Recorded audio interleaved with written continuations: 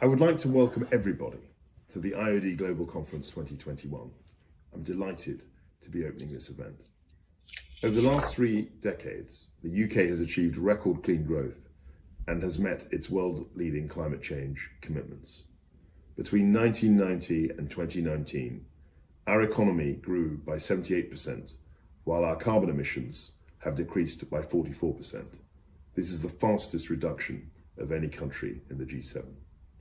The Prime Minister is building on this progress and has set out very clearly his 10-point plan for the UK to lead the world in a new green industrial revolution. This innovation programme sets out ambitious policies and a £12 billion government investment to support up to 250,000 green jobs. In addition, 2 cabinet committees were established in 2020 to rationalise climate governance and put net zero at the heart of government decision making. This has been driven by the Prime Minister.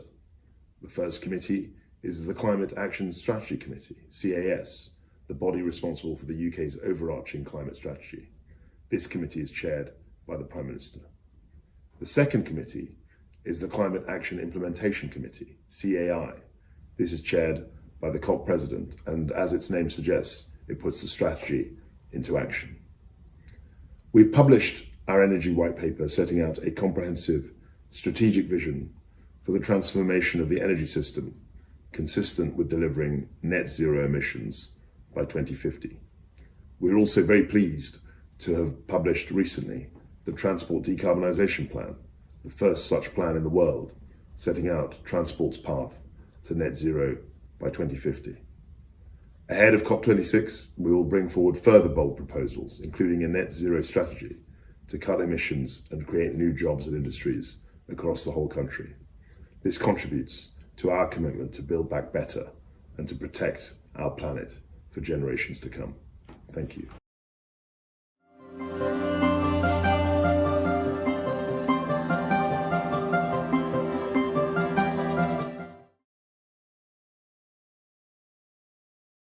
Of course, it's always important to celebrate our achievements.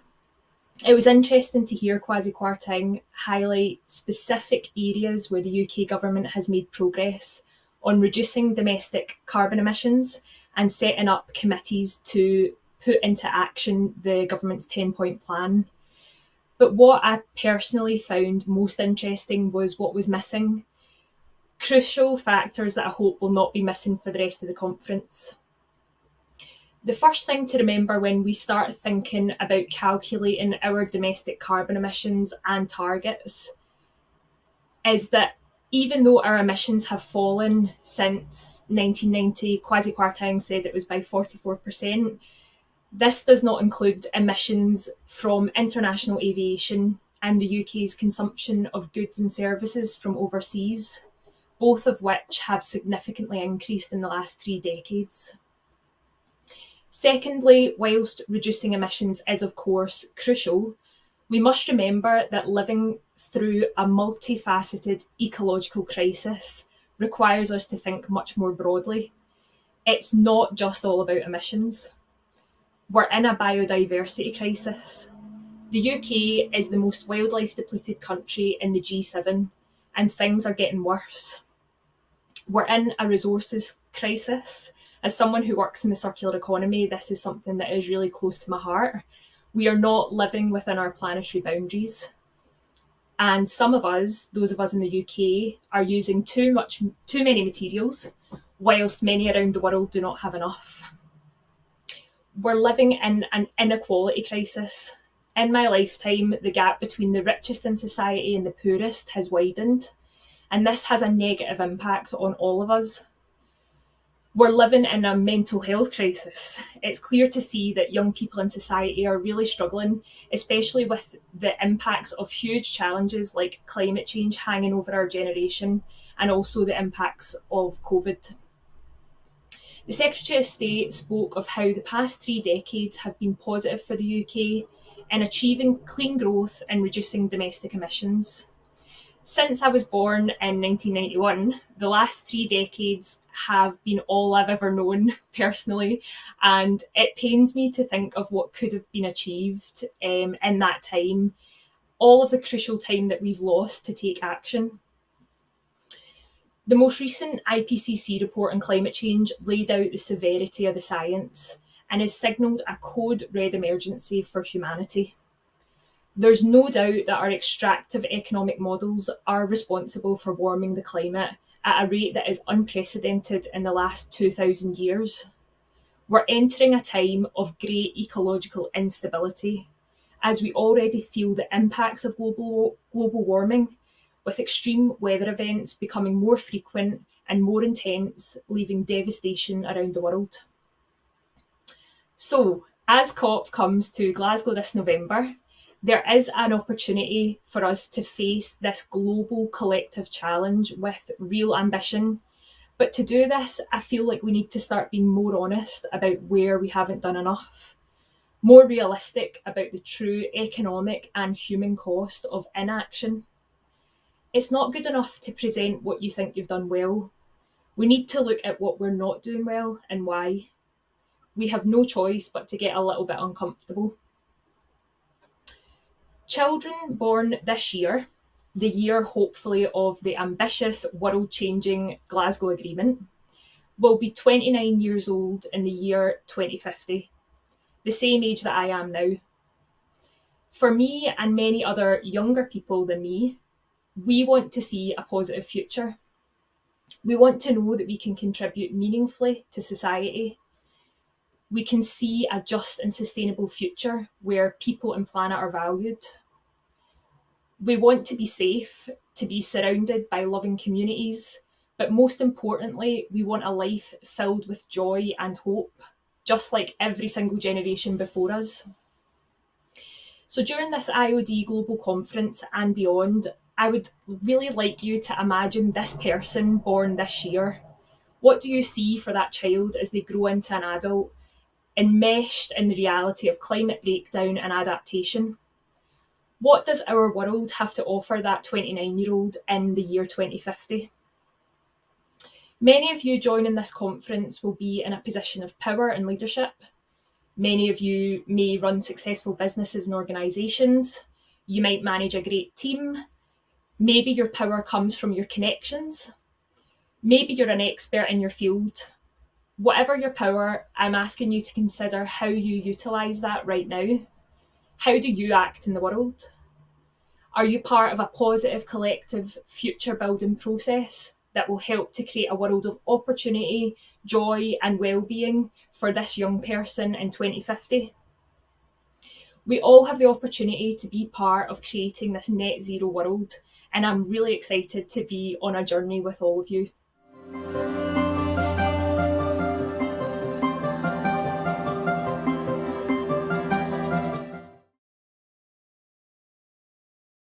Well, our focus during this Spotlight interview is on leadership. In times of crisis, leaders must act and communicate with integrity and compassion and be accountable. All core values that the IoD seeks to develop in its membership and indeed as an organisation itself. Who better than to provide an international perspective on leadership, integrity and compassion than David Miliband. David is an influential voice globally, not only as President and CEO of the International Rescue Committee, but also for his distinguished political career. He was the youngest British Foreign Secretary in 3 decades, but also served as Environment Secretary and led on groundbreaking policies fighting climate change at that time, indeed pioneering the world's first legally binding climate change policies, legally binding emissions reductions requirements, something we're all starting to hear a little bit more about as the months and years progress, I'm sure. He was the recipient of the 2019 Stockholm Human Rights Award, along with the IRC, in recognition of the work done to help and support so many people uprooted by conflict and natural disasters across more than 30 countries worldwide. And in 2016, He was named Fortune magazine's one of the world's greatest leaders in 2016, certainly a title many joining this conference would covet. It's great to have you with us, David. I can even give the quotes attributed by the US President Bill Clinton, calling you one of the most ablest, most creative public servants of all time. But certainly with such a distinguished background, you're certainly someone that we're delighted to be hearing from in these times of considerable crisis. You're joining us from New York. I'm in Doha because the pandemic has grounded so many of us. But we're also speaking shortly after the release of that IPCC report on climate change, a report which has given so many of us pause for thought. Given the dual crises that we're still living through right now, how important would you say the leadership that we're seeing globally is, and how would you rate it? Well, thanks very much, Hala. It's very good to be with you. Yes, you can hear the police sirens in the background. That tells you that I'm in New York, but good to be able to have this conversation. Look, I think you're right to highlight COVID and climate together, because they're both crises of an interconnected world whose connections are not being well managed. So leadership in that sense has been found really quite drastically wanting. There's the acute crisis, both of COVID itself and of the extreme weather events that are associated with global warming. And there's the chronic problem of an increasing vacuum, I think, in global political and economic leadership. And that's doubly dangerous when the threats are so real. So I think that anyone looking at the geopolitical scene at the moment, the global political scene, would say that the need for coordinated, engaged political leadership is greater than ever, but that it is more lacking certainly than any time since the end of the Cold War in 1990. And in some ways, the global situation feels more volatile even than during the Cold War itself between 1945 and 1990. There's a quite good metaphor, I think, that's used by Madeleine Albright, the former US Secretary of State. She said that during the Cold War, the international situation was like two tankers in the Suez Canal pointing in opposite directions in a kind of direct opposition. After 1990, in the post-Cold War period, it was like marshalling a ship in the English Channel. You could see land on a good day, 26 miles between England and France. Then she said, but in the 2010s, it's like navigating in the high seas without a good compass. And that feels like the global challenge today. And it's one that we need to come to terms with, whether you're in the government sector, the private sector, or I would add in the NGO sector as well. And that's where I'm speaking from a global non-governmental organization. So how would you start to turn this around? Where does this come from? Because certainly when the pandemic became the reality for most of us, we were all listening very carefully to the World Health Organization, and the measures that they were putting forward were things that have been used for centuries. The basics were always there. It was the basics we had to follow in terms of cleanliness and distance. And again, and working together, arguably. And when it comes to certainly leaders coming together to tackle this, these are the basics. We get into this pandemic together. We can only come out of it if we work together. It's no secret that with the climate crisis that's raging, it's coordinated global action that will be needed. The basics, you could argue. And yet it's like herding cats. Why do people struggle so much with this? Why are we seeing such a crisis in leadership globally? Well, I think there's a pretty simple answer to that, actually, which is that it's easier to put off tackling difficult problems than it is to tackle them. And I'm afraid that's even the case in the midst of a crisis. But I don't want to just give a glib answer to what you'd said, because I think you're raising some really important points. I mean, the first thing is we have to take seriously the motto that prevention is better than cure. The truth about COVID is that the world has been underinvesting in pandemic preparedness and response for years. Remember, you said that the basics are pretty easy. 3 billion people around the world don't have access to clean drinking water in their own homes. And that's a pretty good definition of the basics. So we're not doing well as a world at the basics. And we're not doing well enough at all at prevention. Second, and really important point, I think lying behind some of what you said, leadership isn't just for quote unquote leaders.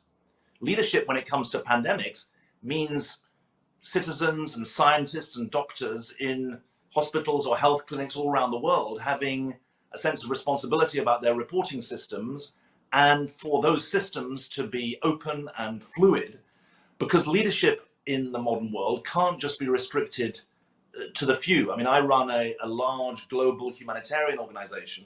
When we thought about our new strategic plan, which is all about outcomes and evidence, it's hard-headed humanitarianism in that sense, we put our clients at the center, because the truth is, however much aid you have, the biggest contributors to helping people survive and recover in the face of emergency is what they do themselves. And so I think that leadership has to be seen at many levels, not just a few. The coordination in that sense has to be vertical as well as horizontal.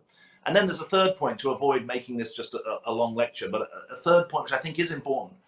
The global politics don't help, let's be honest about this. We're living at a time of contestation, not just between China and the US, but there's a sense of global contest between East and West, between North and South, between democracies and autocracies.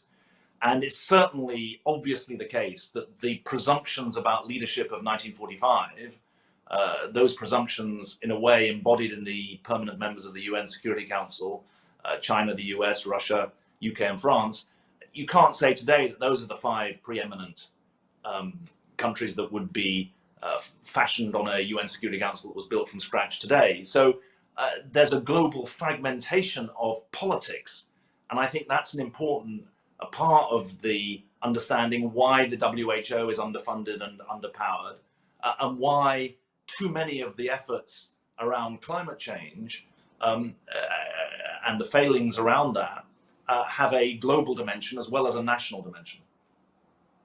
Okay, well, let's turn to climate change now, because this is a slow burn issue, as you'd mentioned, but it's certainly one that people have been aware of since the COP summit started. We're now looking forward to COP26 being held in Glasgow in the UK, a real opportunity for the UK to show leadership and to show an example to the world. Given the preparations that are going ahead for this and the situation that we find ourselves in right now, do you think we're in a good place when it comes to seizing the mantle and tackling climate change on what the scientists really had said was the last chance saloon? Well, we're not in a good place. No, I mean, it's obvious from the International Panel on Climate Change report that's just come out and which you referenced. We're off track to meet the commitments of the Paris conference 6 years ago, which set the global goal of limiting global warming to 1.5 degrees. And while it's not the case that every extreme weather event is caused by climate change, enough of them are, and enough of them are influenced by it, for us to realize a really important founding fact that has not been well argued or well explained. Global warming of up to 1.5 degrees is not just about an average rise in temperature. It's also about the knock-on effects to more extreme weather events. And when the President Trumps of this world say, look, what have we got to worry about? Who's worried about being 1 degree more warmer or 2 degrees warmer? What that neglects is the potentially cataclysmic effects that it has on sea levels and on other extreme weather events. So I think there's a really founding point here that this is about chronic as well as acute change. Second thing is, we have to recognize that there is more consensus about global science than ever before. And the fact that the US, China, and the EU, the 3 biggest emitters, are not arguing about the science, at least at the administration level. The US and there's still a divide between the parties in the US over climate, but the administrations in those 3 entities are now very committed to action. That's a very significant and I think positive step forward. But the immediate point that arises is that environment is not, or climate is not just an issue for climate change ministers. It's a social justice issue, it's an economic issue. Decarbonisation, which is what we need to do, involves costs and benefits. I believe, when I was Environment Secretary, we published the Stern Review in 2006, which was the first time there'd been a calculation to show that the costs of inaction are greater than the costs of action. But there are distributional consequences. And that's one of the reasons that it's been so hard to fashion change, that countries are arguing about who has to do what on the principles of social justice, as well as and ability to pay, as well as on the question of the amount of contribution they make to the global climate crisis. So I think this is a Rubik's cube, and my own view is it's not going to be answered unless three factors are brought to play. One is government leadership, because in the end, only governments can be the regulators. That's at an international level as well as a national level. Secondly, business, and I think this is widely recognized, has an incredibly important role to play. Business is the innovators, but they're also the capital mobilizers. But the third element is mass mobilization of civil society. And that is something that I think is really important. It's not just about the quote unquote green movement.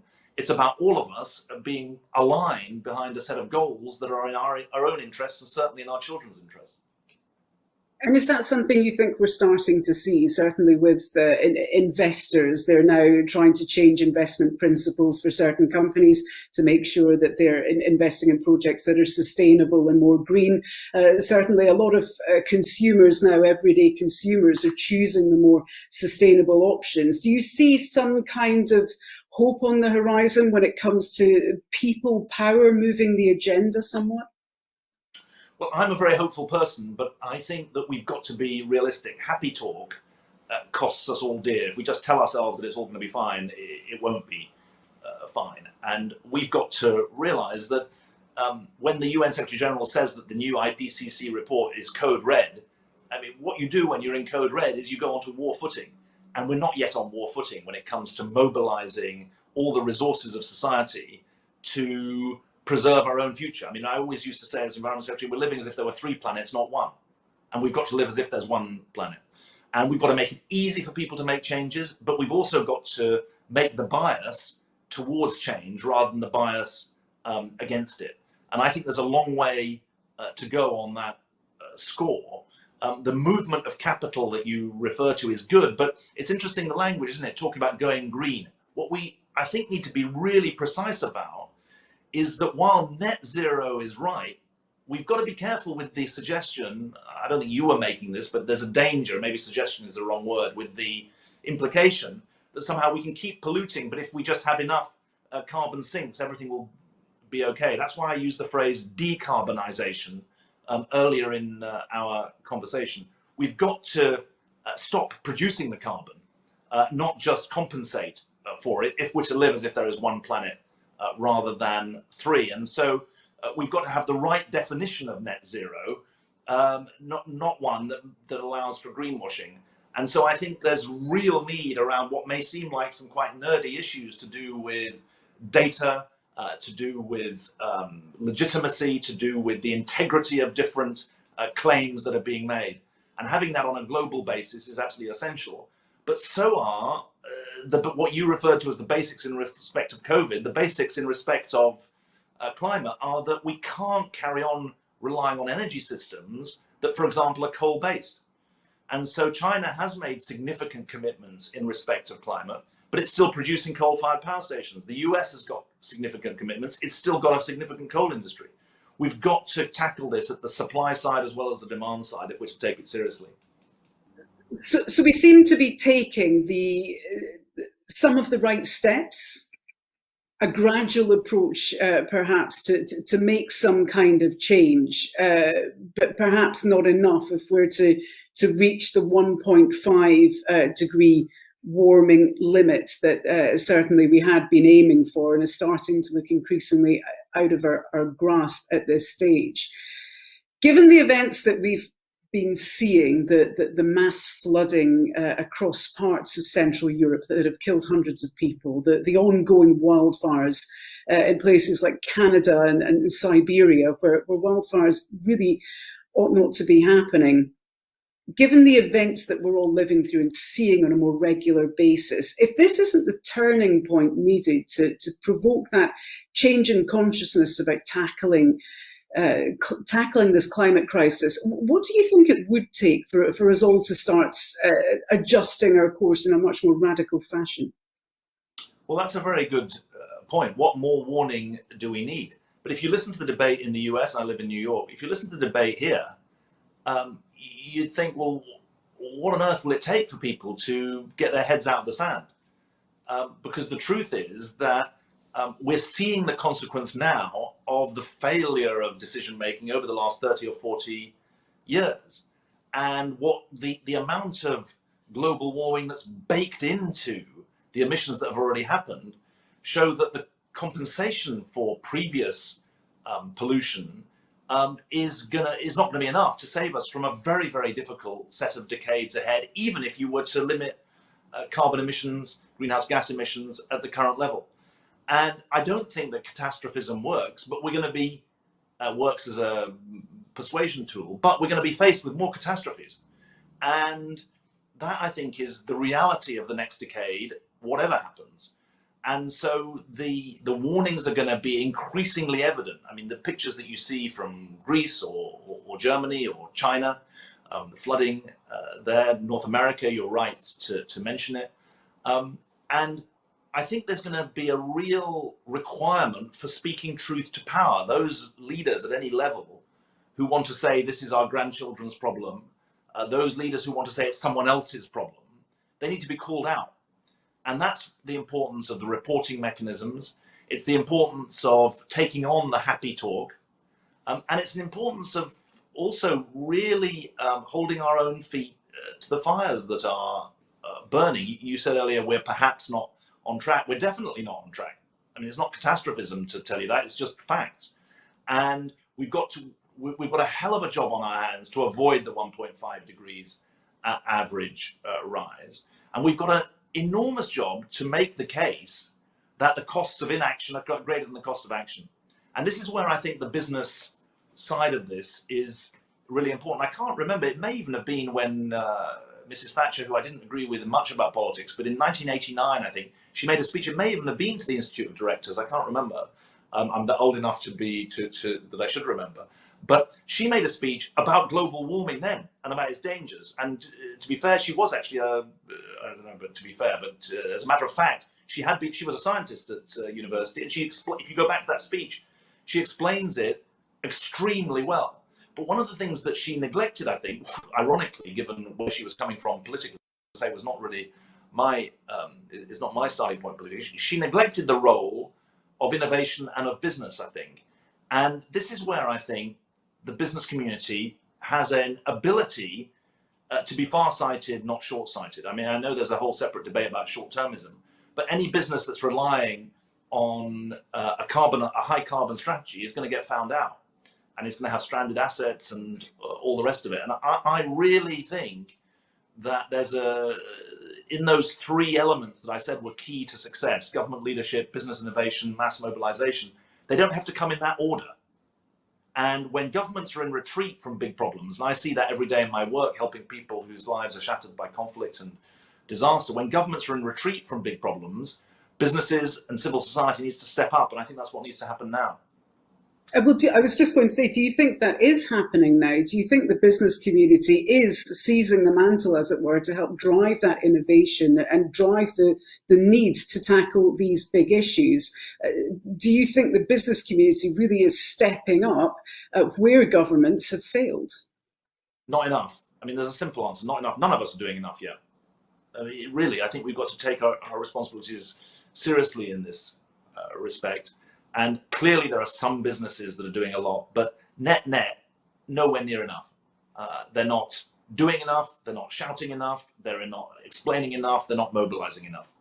And if you look at any of the metrics, we're not on track. And that's a global business responsibility as well as a local one. And remember, there's a great danger that we simply export our carbon emissions and allow them to be done somewhere else. And really thinking across the energy mix, which is the heart of this challenge, requires us, I think all to just keep on, just crack down on the happy talk. Any of the happy talk is going to land us in. By the way, the phrase happy talk, just so people know, it comes from what American commanders were told in Vietnam, from Vietnam.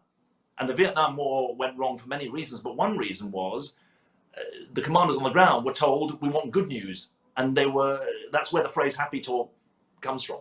And happy talk lands businesses and governments in a terrible mess. And it's not about doomsdayism, but it is about realism.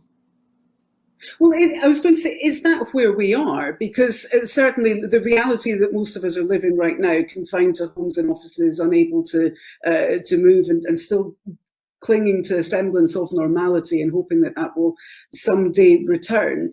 It's easy to be overwhelmed by the constant waves of bad news and the doomsday prediction coming from scientists when it comes to tackling the pandemic, tackling climate change and moving forward. Is there not a need for some optimism there as well? Because when you have a challenge that you're facing that's like a cliff in front of you, a seemingly insurmountable task, how do you lift people up to begin to tackle that and not feel overwhelmed by the reality that's staring us all in the face? Well, I actually take the opposite lesson at the moment. I'm struck by resilience, courage, innovation, determination. I mean, the world has never had more resources than it has today to tackle big problems. And I think that's inspiring. But so is the courage and resilience and innovation of people on the ground. Look, people often say to me, how is it to lead an international humanitarian organization when there are more refugees than ever before, more ethnic cleansing than ever before, more civil conflict than ever before? I say, well, if you look at the statistics, you get depressed. If you look at the people, you have hope. And there's no room for us to be depressed while people who are actually on the front line are sustaining their own human dignity and commitment in the face of absolutely insuperable odds. I mean, what am I dealing with today? I'm dealing with Afghanistan. I'm dealing with Ethiopia. I'm dealing with Yemen. Those people are showing courage and resilience on those civilians in those cases on an extraordinary level. So from my point of view, it's not optimism, pessimism, because human beings are inbuilt to survive and recover. What we have to do, what the spectrum I see is between inertia and mobilization. And we have to take on the inertia and go with the mobilization. Every business, every organization, every government, global metrics, local metrics. And from my point of view, this simple point that we've never had more resources to make a difference than ever before it's not the life raft to cling on to, it's the idea and the ideal to mobilize around. And so rather than debating whether or not there's going to be a catastrophe in 2100, let's get on with making sure that we do everything in our ability to make sure there isn't. Do you think people feel empowered to be able to tackle these big crises? Because certainly hearing you say that we've never had more resources to turn this around, I mean, it does give you a shift in mindset. It's given me a shift in mindset, certainly. Do you think part of the thing that's been holding a lot of us back is we don't feel empowered to make these huge changes or to tackle these things? Well, I think that's a great point. And of course, one's got to be honest, as individuals, our own ability to make to use your phrase, quote unquote, huge difference, we're not going to make a huge difference as individuals in our own lives. Those with leadership positions can do more in their own businesses, but we shouldn't kid ourselves about this. Look, I think the way to answer your questions is as follows. Just give me 45 seconds or a minute on this, because I think there's a really important point, and it kind of links the last two questions. The Pope went to Lampedusa off Italy in 2014, which was where many of the refugees were coming from Syria via Turkey, ending up in the Mediterranean. They reached European land at Lampedusa. And he went there and he saw tremendous neglect. And he pointed the finger at all of us and he said, what we're seeing is the globalization of indifference, which is an extraordinary phrase. I mean, he was basically saying it's the globalization of selfishness. Now, here's the interesting thing. I mean, I don't know. I mean, one's always got to be. I don't want to argue with the Pope, but I actually don't think people are indifferent. Actually, we're more conscious than ever before of what's going on other sides of the world. I don't think our humanity has been drained, But where we've got a real issue is precisely what you're talking about, which is empowerment and agency. People don't, I think, care less, but they don't know what they can do more. And that's, I think, where the alignment, sorry to go back to this, between the government leadership, the business innovation, and the mass mobilization comes together. We've got to know that others are doing their bit, because then we're all part of a team. And in that sense, you know, that what's become a cliche, there's no planet, you know, there's no planet B, is true. The human race has got to work together on this. Now, those most exposed, it's the poorest who are most exposed to the danger here. I mean, 8-10 times greater danger to the poor rather than the rich, and obviously both in terms of their exposure and their ability to do something about it through adaptation. And so there's a moral issue here as well as an economic issue, but I think they both point in the same direction. There's the right moral thing to do, which is to take on this challenge, but frankly, it's people are going to make money out of it as well. And it's not a choice between action that is expensive and inaction, which is cheap. It's that action will cost, but inaction will cost more. Okay. If we look at the transformational change that can begin to happen, certainly at a lower level, there's little we can all do to change the global governments. We go to the ballot boxes where we're able to and hopefully affect that change there. But in terms of the smaller actions that we can do to try and encourage and foster this environment of a change of mindset and pushing it up the ladder and bringing the leadership from below, what would you recommend the first steps that people try and do in order to start affecting that change and filling the gaps? If you don't mind, I just want to answer the first part of the question, though, because I don't think we should dismiss it. I mean, this point about, you're obviously right, we can't affect global governance directly. But I want to say this to this business audience, because I think it's really important. The voice of business in calling for more effective global political leadership is really important. There's a whole trope in politics around the Western world at the moment. Globalization's bad, the globalism is bad, it's all terrible, we should have a more nationalistic approach to these things. I think that's profoundly out of step with the realities of the modern world. Climate, health security, literal security, economic security. And I sat on something called the Independent Panel on Pandemic Preparedness and Response. It's a bit of a mouthful, but it was essentially how to prevent the next COVID and how to deal with this one. And just to your point about global governance, the World Health Organization is underpowered and underfunded. And business, and we're speaking to a business audience today, they should be speaking up, in my view, as well as politicians and ex-politicians, that we need stronger global political management of an interconnected world. So we can't vote for a stronger WHO, but you can make a hell of a lot of noise against the argument that the world's problem today is that global institutions are too strong. Obviously, this takes us into the whole Brexit thing, and I'm not trying to rerun that argument. But there's a whole argument being run by people with a particular point of view that regional institutions like the EU, global institutions like the WHO, remember President Trump pulled out of the WHO, that they're too strong. Wrong. Global political institutions are too weak for the modern world, not too strong for the modern world. They're not threatening our freedom because the WHO is issuing mandates that are too strong. Our freedom is threatened because the WHO is too weak. It can't go in and do investigations in countries. It doesn't have the power to go and do that. And so this argument about what's wrong with the modern world, is it that global institutions are too strong or that they're too weak, is a really important argument that we should all be part of. And one voice obviously doesn't answer it, but let's not just park that. Now, on to the second part of your, or actually what was the main question. Look, my thinking about this is that the best way to answer it is not to start talking about whether or not you should rinse your plates before you put them in the dishwasher. For an audience like this one, the key thing is what we all know. What you measure is what you manage. And my plea to the practical boardroom change that you're asking for is to focus on decarbonisation. How much are you reducing your carbon emissions? Not just how much are you compensating for them, but getting the right definition of net zero. Because it's not just keep on pumping carbon emissions in the atmosphere, but buy a load of trees, plant a load of trees. It's got to be really take seriously the need to decarbonise and measure the decarbonisation. Measure your building. We've had a refurb in our New York office. It's going to be very high rated for its environmental efficiency. It's much harder in the middle of South Sudan or in the middle of Yemen where we're working. But nonetheless, try to make sure that the metrics by which you're judging success are the right metrics. And they need to be decarbonisation metrics. And I think that's a really practical way that businesses can hold themselves, that we can all hold ourselves to the right account.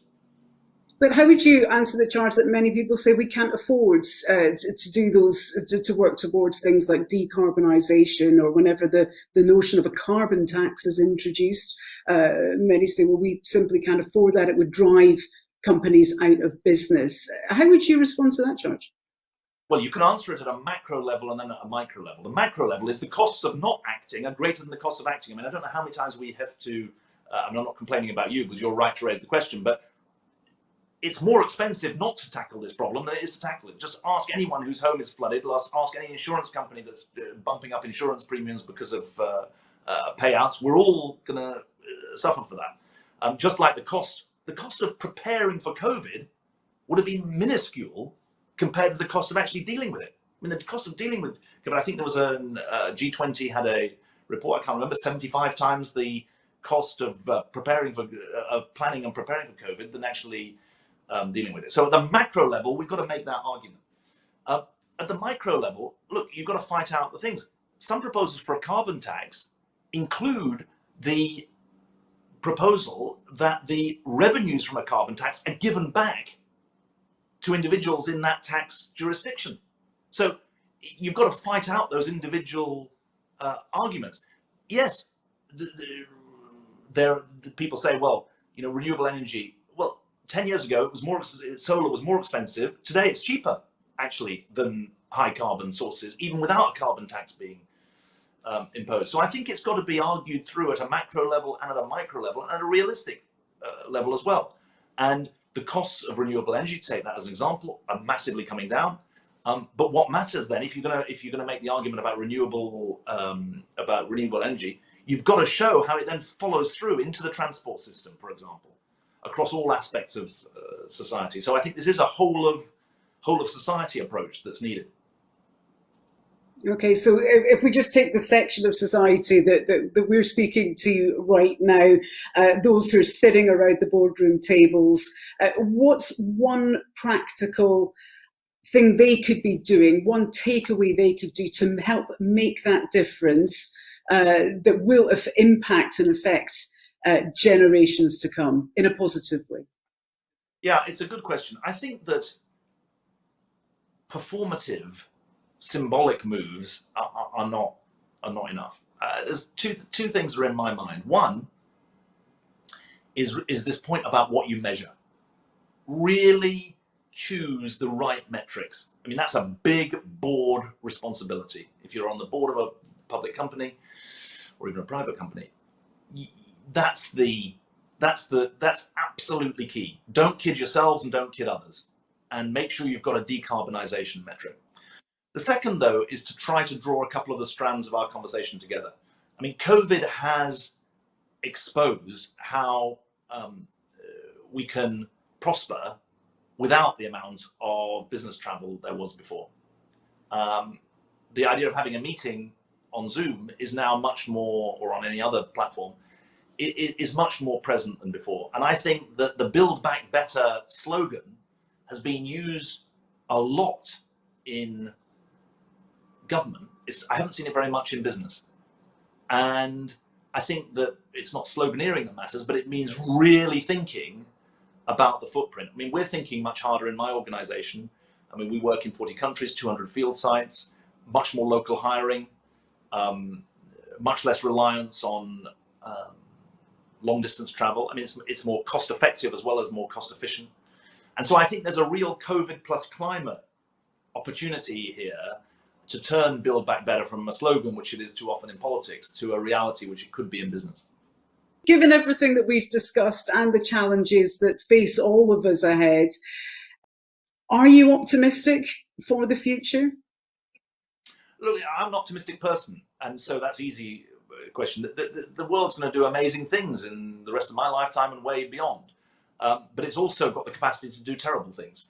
and terrible things to other people and terrible things to the planet that then rebound on us. So it's easy to question and to answer in a way, but I think that there's really important job to confront forces of real danger and forces that pull the world apart, forces that turn people into strangers, forces that turn difference and diversity into something that's threatening, something that takes common humanity, which is what my organization deals with every day, that tries to strip people who are fleeing from war of their humanity. And I think my big thing is that my family were very lucky. My parents were refugees in the 1940s. They were saved literally by strangers.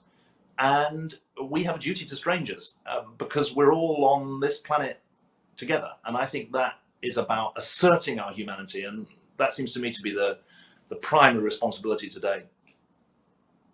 Okay, David Miliband, it was great speaking with you and thrashing through these big issues. I've certainly learned a lot, if anything, to perhaps be more optimistic and harness the power that lies within all of us to make these changes and not just assume that we're powerless to change what lies ahead. Certainly there are big challenges, but if the world's leaders do feel empowered to act in a way that will help everybody and help all of us succeed, certainly where there is a will, there will be a way to rely on that phrase. And it's also quite heartening to hear you say that we've never had more tools at our disposal to help tackle these challenges. So that's certainly a positive takeaway that I leave this discussion with.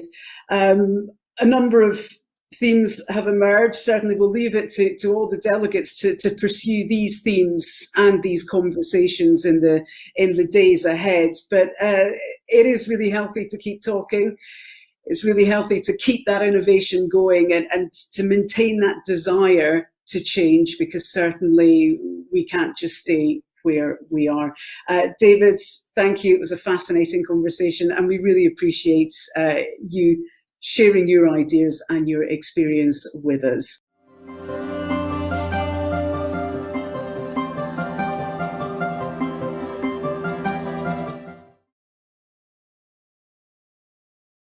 So the great systems thinker Donella Meadows has said that challenges facing the world, such as hunger, poverty, environmental degradation, unemployment, drug addiction, and war, all of these persist despite all the analytical ability and the technical brilliance that have been directed towards eradicating them.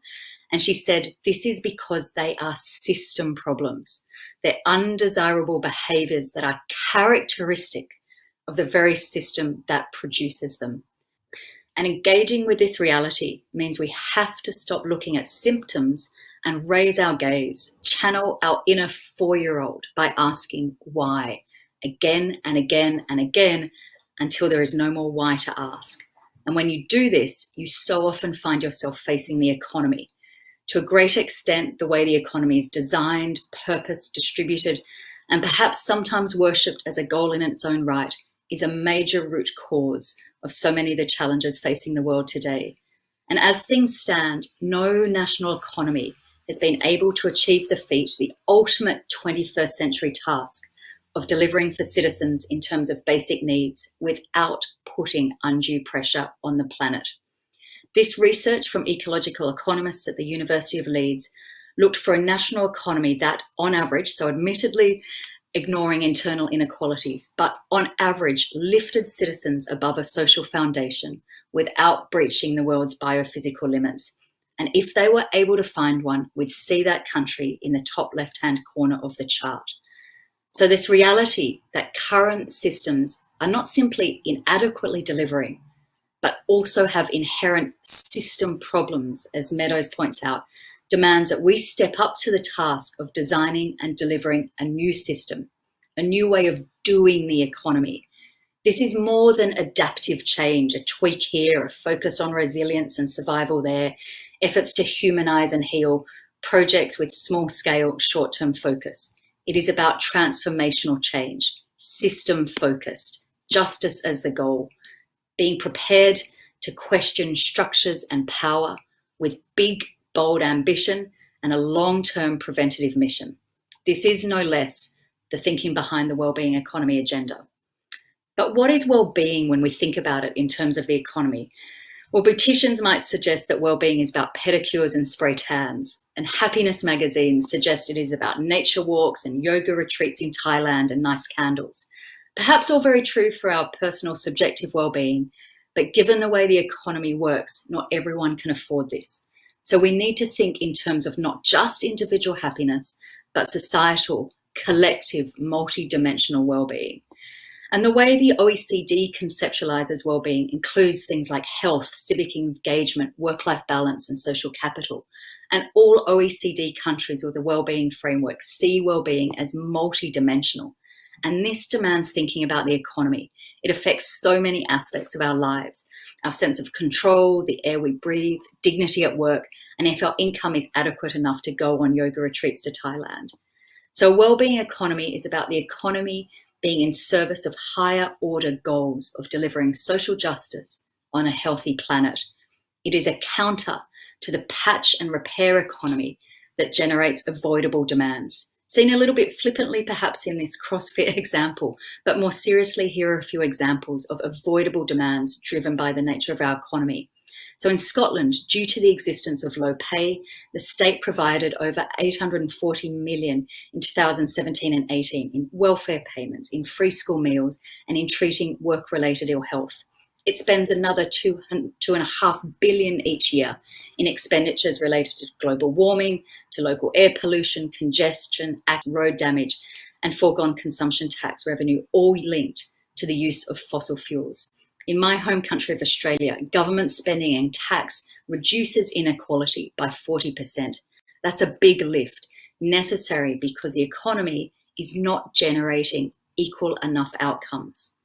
So thinking about an economy that instead gets things right first time around, a wellbeing economy would be designed to deliver 5 needs: dignity, ensuring that everyone has enough to live on in comfort, safety, and happiness; restoring and regenerating the natural world for all life; connection, a sense of belonging and having institutions that serve the common good; fairness, this is about justice in all its dimensions at the heart of economic systems and massively reducing that gap between richest and poorest. And it's about participation, citizens being actively engaged in their communities and locally rooted economies. And this means thinking about what I call the 3 Ps: the purpose of the economy, to deliver human and ecological well-being; prevention, getting it right first time around; and pre-distribution. This is about the economy doing more of the heavy lifting in terms of delivering the outcomes that people and planet need. And is this utopian? Well, if we don't sketch a different future, necessary changes will be excluded from the beginning, dismissed as being outside what is politically feasible. But if COVID has taught us anything, is that what may appear impossible today can be entirely possible tomorrow. And there are signs that the tide is turning in the direction of necessary change. Businesses, governments, citizens are asking harder questions of the economy, and they're experimenting and building the evidence base and showing change is possible through theory, through modelling, and through practice. International and UK polls show that majorities want their economies to shift away from a growth orientation towards dealing with inequalities and climate change. And deliberative exercises here and around the world show that given the time to digest evidence, to reflect on what's needed, the public is up for change. But there are also really long roots to this agenda. It was back in 1968 that Robert Kennedy, during his campaign pitch, made a beautiful poetic tirade against gross domestic product, GDP, as our measure of progress. Just a few years later, in 1971, Dr. Seuss's children's book, The Lorax, told of the risks of perpetual growth and greed. The year after, in 1972, not just did Bhutan declare that gross national happiness was more important than GDP, but also Earth system scientists at MIT published the limits to growth. And recent evidence just a few months ago from KPMG has said that their warnings are well on track of what's happening today. Skip forward a few decades, and it was in 2009 when President Sarkozy commissioned Joseph Stiglitz and other economists for their Commission on Economic Performance and Social Progress that really proved to be a shot in the arm for the Beyond GDP movement. And in years since then, we've had the Sustainable Development Goals, we've had the expansion of the ESG agenda. A few years ago, my organisation, the Wellbeing Economy Alliance, was launched, as was the Wellbeing Economy Governments Partnership. Climate strikers coming out of their classrooms every Friday to say enough of this political delay. In 2019, when Finland held the EU presidency, they focused about an economy of well-being. And then COVID hit. But instead of slipping, this agenda has been gaining momentum and reaching the mainstream. Both Biden and Boris are talking about building back better. The UK Treasury commissioned Professor Dasgupta to chair a review into the economics of biodiversity, which concluded a focus on GDP leads to a focus on consumption and immediate investment with no attention to the impacts on the biosphere. Looking at those same dynamics as they impact people, in last year's Human Development Report, the UNDP chief, Akam Steiner, wrote, "Humans have achieved incredible things, but they've taken the earth to the brink. Climate change, rupturing inequalities, record numbers of people forced from their home by crisis. These are the results of societies that value what they measure instead of measuring what they value." Far be it from me to disagree with Akam, but many countries do measure what they value. Statistics officers and other bodies tally up measures of various aspects of our life. Now the task is to do something with those measures, to realign policies and budgets and change the economy so that it does more of the heavy lifting. What is utopian, in the naive sense of the term often associated with it, is assuming that things can carry on in the face of devastating inequalities, and with the UN General Secretary just last month declaring a code red for humanity. It is naive to ignore that so much public resource and effort is deployed on downstream, reactive amelioration efforts, and to ignore the plethora of examples of entrepreneurs, be they in politics or in the boardroom, who are rolling up their sleeves and embarking on change now. So, for example, many governments, such as New Zealand, are using wellbeing information to inform and shape budgets. Many are using wellbeing to set their development plans and performance targets. For example, here in Scotland, the National Performance Framework has at its centre goals such as children growing up loved, diverse cultures being respected, and tackling poverty and sharing opportunities by wealth and power.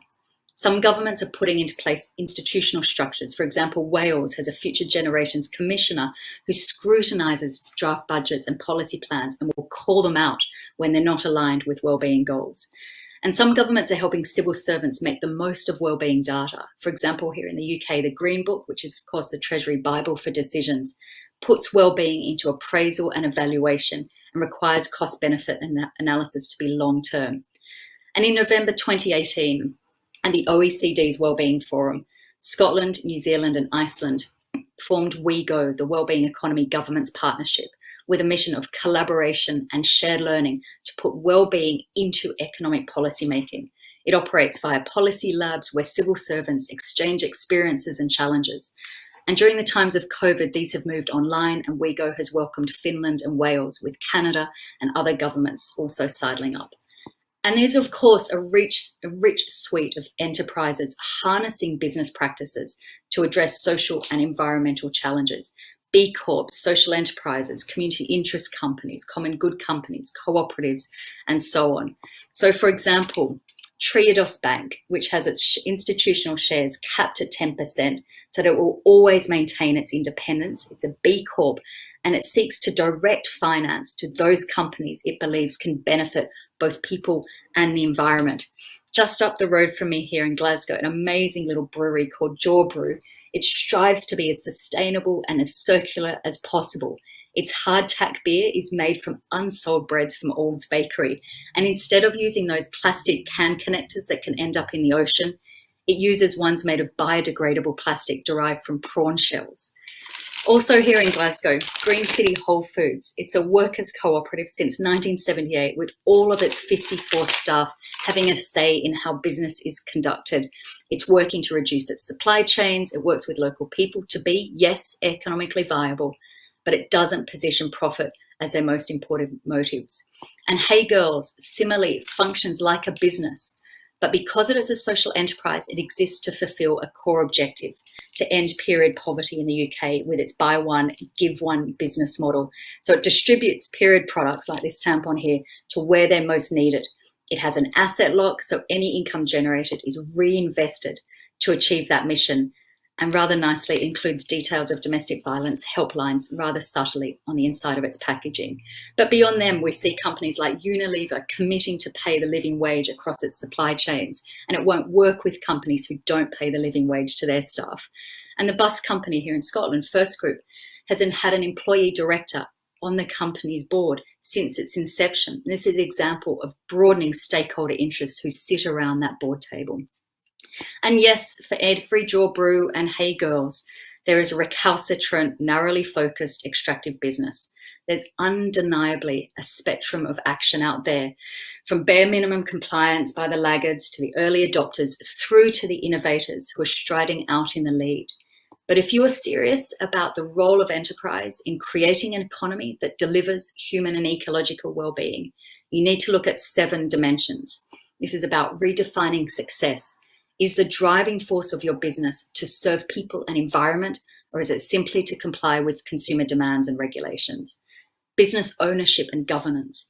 Do you centralize governance to a few individuals, or do you delegate decision-making to those places where people are affected? Leadership and participation. Who is driving the business? Is this an individual or is it a collective effort? Community and stakeholder relationships. Are the individuals and relationships between your business and stakeholders mutually beneficial, or are they relatively extractive?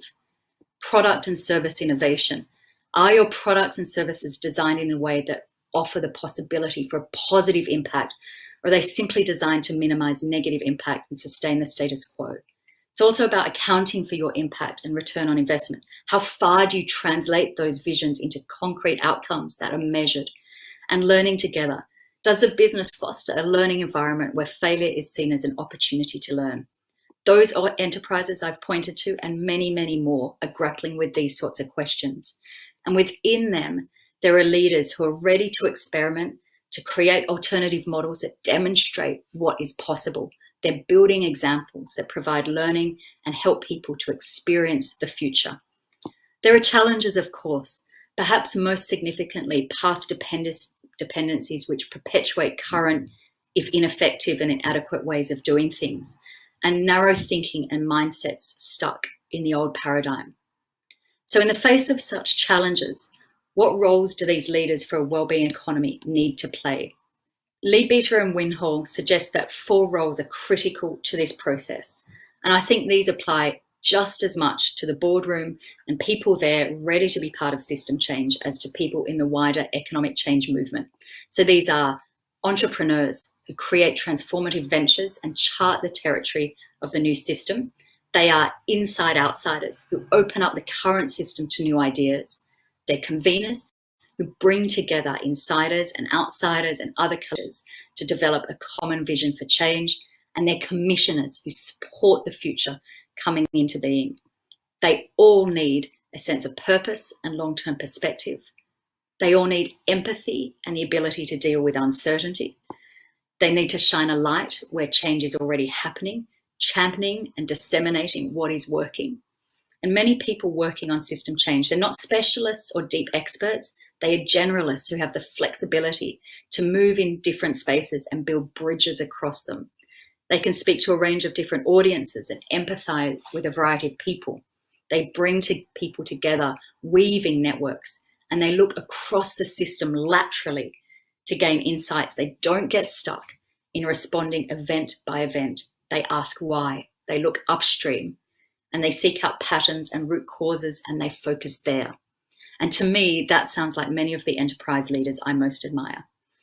I want to finish by sharing with you this incredible quote from Schumacher in his guide from the 1970s, a book called A Guide for the Perplexed. He wrote, "Can we rely on it turning around will be accomplished by enough people quickly enough to save the modern world? To answer yes to this question would lead to complacency. To answer no would lead to despair. So it is desirable that we leave these perplexities behind us and just get down to work." Katherine, thank you so much for that. Really excellent input. Now we do have time for some questions. I'm delighted that you're able to stay around for this, because I know you're a busy woman, and we've had some questions coming through already through the Q&A function as well. So we've got a question in here which is around about the basic minimum income. So someone's asking about, is basic income the solution to greater societal well-being? It's part of it to a degree.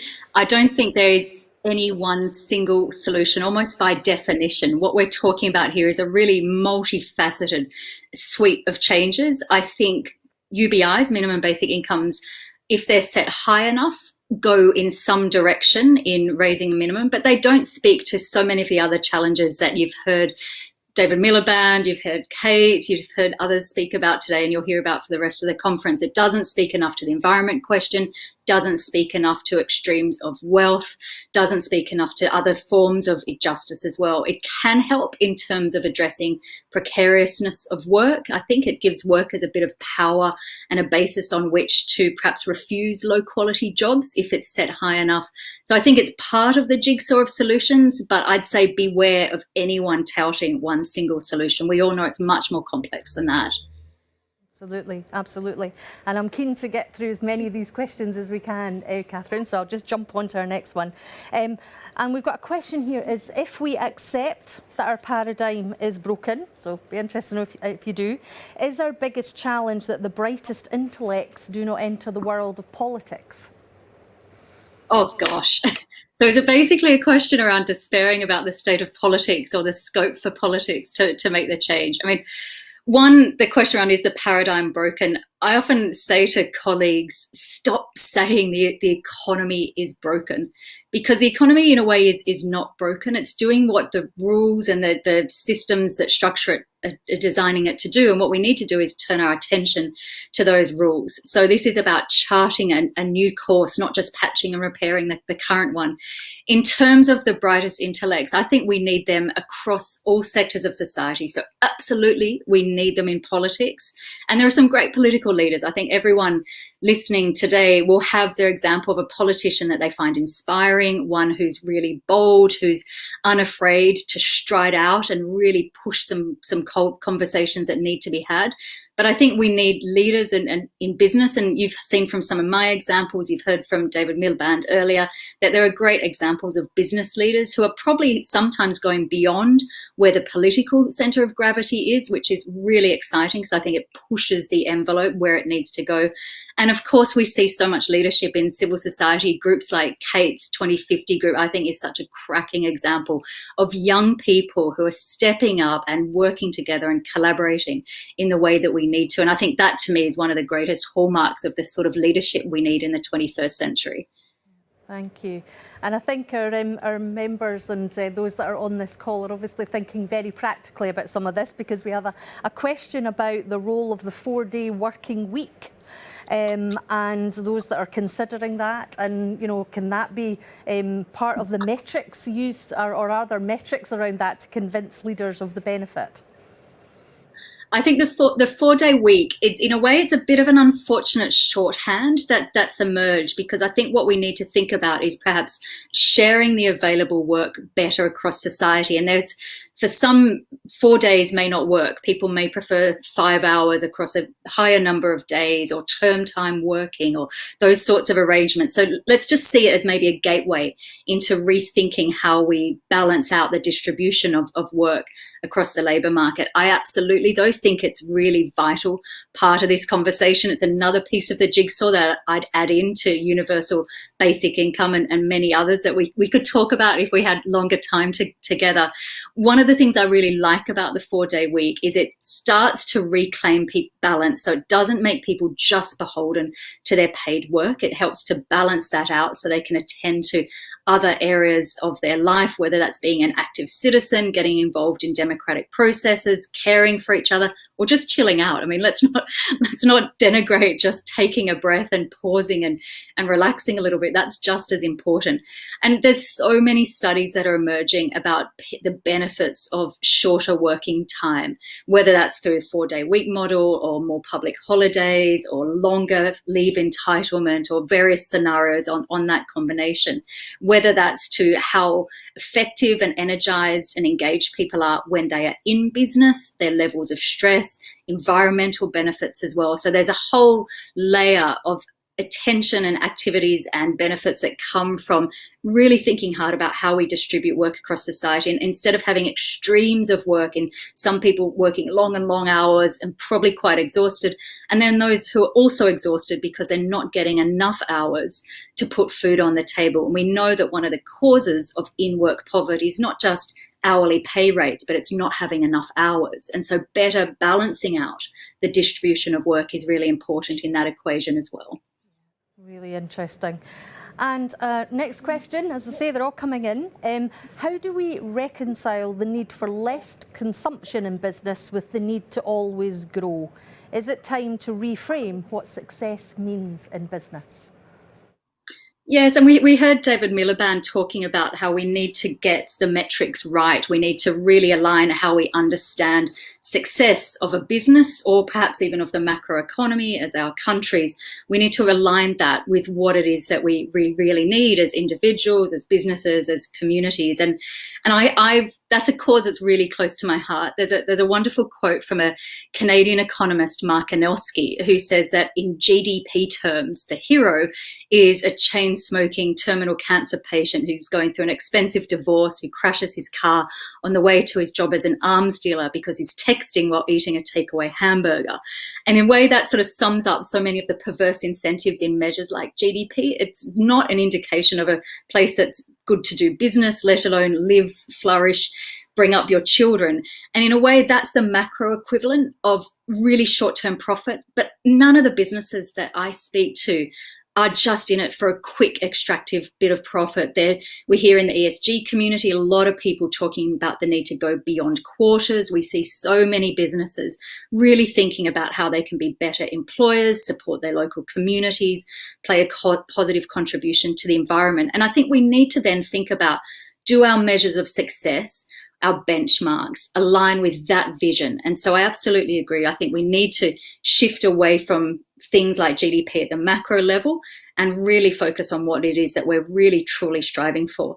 The question around consumption is an interesting one, because I think one of the most interesting developments in the last few decades, but particularly the most recent years, is move towards more sharing, collaborative modes of doing production and consumption. So instead of having to own your drill, for example, you can share it from a tool library. And we're all used to doing that with books. Why can't we do it with our car, with our DIY equipment, maybe even with the projector when we're having a movie night, those sorts of things. There's really exciting innovations emerging to share access to things rather than necessarily everyone having to own everything individually. And you get much better quality there as well, and you don't have to store as much. So there's really great innovation happening around that sort of shift in how we access what it is we really need. Okay, great. So quite a pointed question here. Should business leaders' bonus structures focus on doing good, not just doing well in financial terms? And I suppose the interest there is what would be the metric? I love that question, and I think let's explore that. And I think for some enterprise models, those sorts of metrics and greater suite of performance indicators are starting to be embedded. I mean, things like social enterprises, worker cooperatives. I talked about Green City, Whole Foods. That's a good example where a broader suite of equations, a broader suite of duties are starting to be added in to what it is we're expecting boardrooms. I will leave that and your colleagues in the IoD to have that conversation around how it applies to bonuses.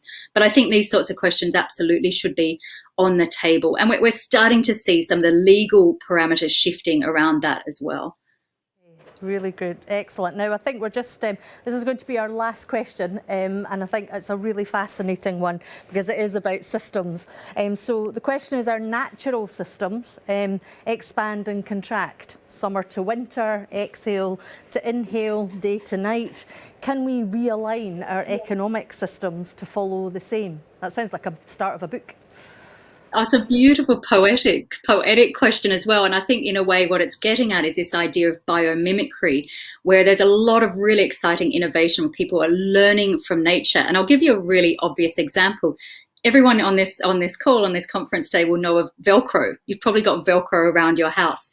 What's the original inspiration for Velcro? It's literally those, I'd call them in Australia, bindies, those things from the grass. I don't know if they even exist in Scotland, but I remember them so clearly from my childhood. These bindies that would catch on your socks as you walk across the grass. That was the inspiration from Velcro. And I think there's a good there's all sorts of other examples where we should listen and watch and absorb just the innate wisdom of how nature operates and bring that into how we think about business. And talking about the 4-day work week or more work-life balance, of course, nature also knows the importance of fallow time.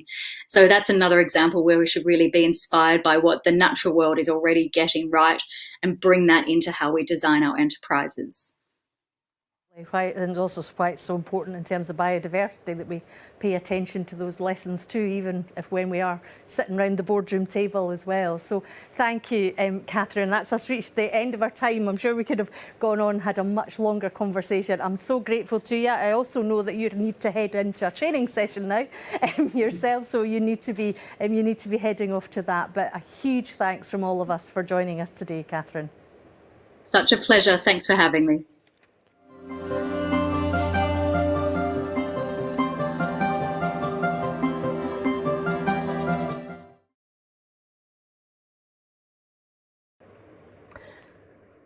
This first of 3 panel reflections considers the core provocation.